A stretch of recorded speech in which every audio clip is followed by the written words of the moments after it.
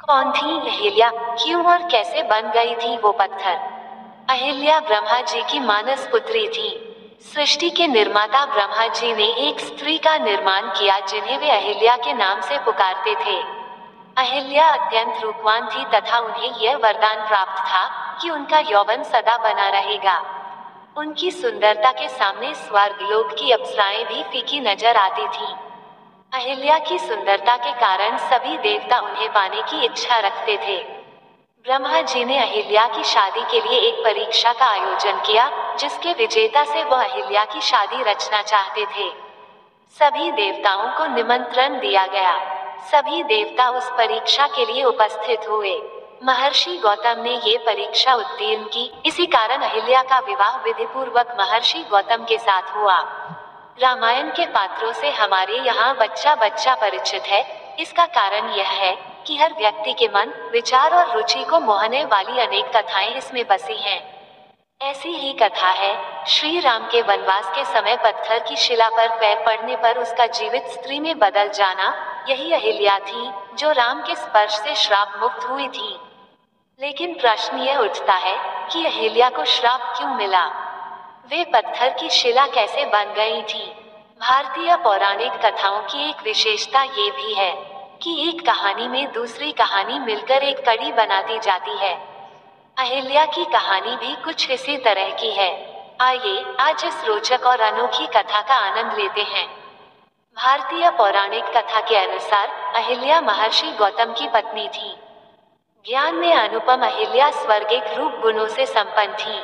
अपने अतुलनीय सौंदर्य और सरलता के कारण वे अपने पति की प्रिय थीं।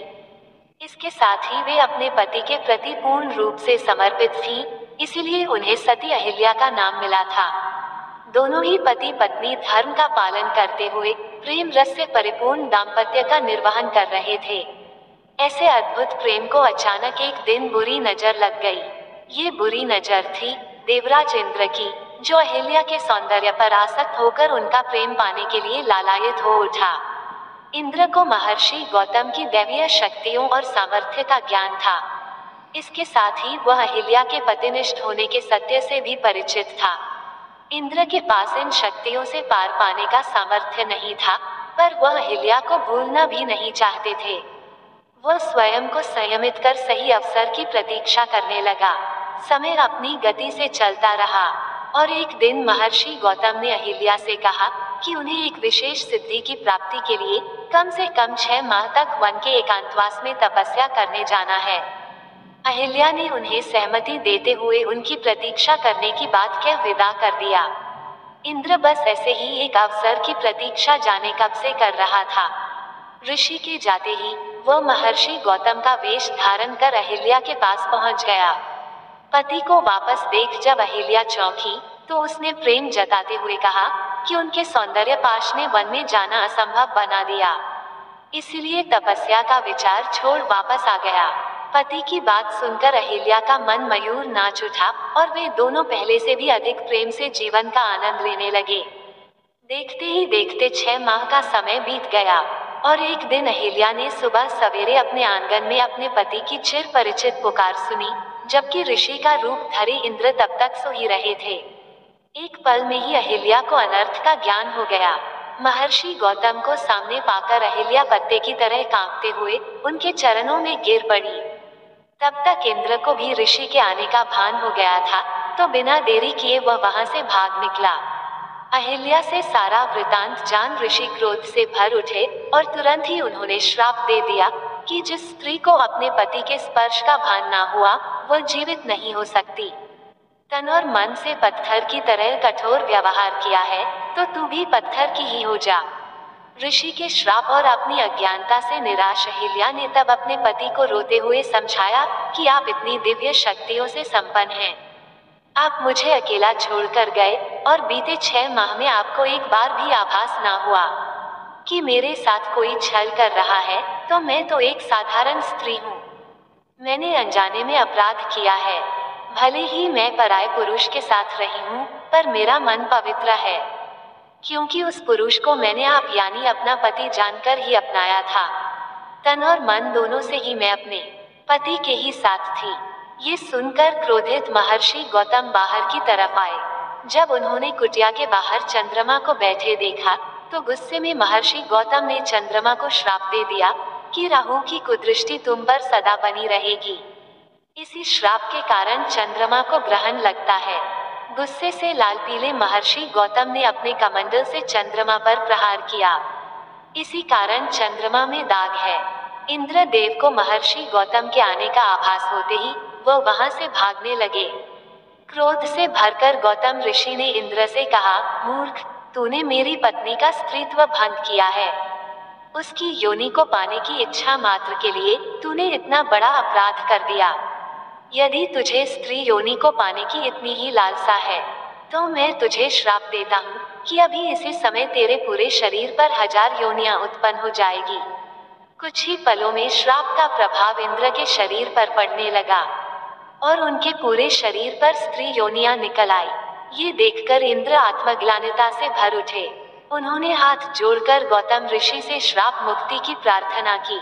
ऋषि ने इंद्र पर दया करते हुए 1000 योनियों को 1000 आंखों में बदल दिया तथा पृथ्वीलोक में पूजा न होने की बात कही। वहां से भागते समय इंद्रदेव अपने असली रूप में आ गए। इंद्र को देवराज की उपाधि देने के साथ ही उन्हें देवताओं का राजा भी माना जाता है, लेकिन उनकी पूजा एक भगवान के तौर पर नहीं की जाती।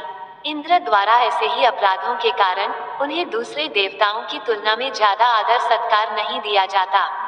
अहिल्या की कोई गलती नहीं थी। उनके साथ तो इंद्रदेव ने छल किया था, परंतु क्रोध के आवेश में महर्षि गौतम ने अहिल्या को अनंत काल तक शिला का रूप धारण करने का श्राप दे दिया।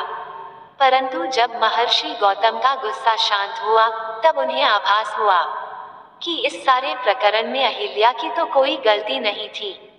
उन्होंने जो श्राप अहिल्या को दिया था उससे उन्हें काफी दुख हुआ, परंतु वह अपना श्राप वापस नहीं ले सकते थे। तब उन्होंने अहिल्या की शिला से कहा, जब तुम्हारी शिला पर किसी दिव्य आत्मा के चरणों की धूल स्पर्श करेगी तब तुम अपने असली रूप में आ जाओगी। इतना कह महर्षि गौतम वहां से चले गए। युग बीत जाने पर महर्षि विश्वामित्र राक्षसी ताड़का वध के लिए अयोध्या से प्रभु श्री राम एवं उनके भाई लक्ष्मण को अपने साथ लेकर आए। ताड़का वध के बाद भगवान श्री राम की वन में एक तरफ वीरान पड़ी कुटिया पर पड़ी तो वह वहां गए तथा अपने गुरु महर्षि विश्वामित्र से पूछा, गुरुवर, यह अत्यंत सुंदर कुटिया किसकी है जो इतनी वीरानी है? प्रतीत होता है कि युगों से यहाँ कोई आया गया नहीं है। कोई पशु पक्षी भी इस सुंदर कुटिया में नजर नहीं आ रहा। आखिर इसका क्या कारण है? इस रहस्य को बताइए। तब महर्षि विश्वामित्र ने कहा, हे प्रभु, ये कुटिया वर्षों से आपके आने का इंतजार कर रही है। इस कुटिया में आप जो शिला देख रहे हैं यह आपके चरणों की धूल का युगों से इंतजार कर रही है। भगवान श्री राम ने महर्षि विश्वामित्र से पूछा, आखिर इतने वर्षों से यह शिला क्यों मेरी चरण रज का इंतजार कर रही है? इतना सुनकर महर्षि विश्वामित्र ने भगवान श्री राम एवं लक्ष्मण जी को अहिल्या की पूरी कथा सुनाई। पूरी कथा सुनने के बाद भगवान श्री राम ने अपने चरणों से उस शिला का स्पर्श किया। चरणों के स्पर्श से शिला अहिल्या के रूप में परिवर्तित हो गई। उस अवसर पर भगवान श्री राम ने अहिल्या से कहा कि इस सारे प्रकरण में आपका कोई दोष नहीं। अब गौतम महर्षि भी आपसे क्रोधित नहीं है। अहिल्या के वास्तविक रूप में आते ही वीरान कुटिया में फिर से बाहर आ गई। पक्षी चहचहाने लगे। इस प्रकार भगवान श्री राम ने देवी अहिल्या का उद्धार किया। सभी योगी जन इसी राम नाम का जाप करते हुए परम सत्य को पाने के लिए प्रयासरत रहते हैं। राम नाम रहस्यपूर्ण व गूढ़ होने पर भी मधुर, मनमोहक व कल्याणकारी है। जय श्री राम। दोस्तों, आपको ये कहानी कैसी लगी कृपया कमेंट करके जरूर बताएं।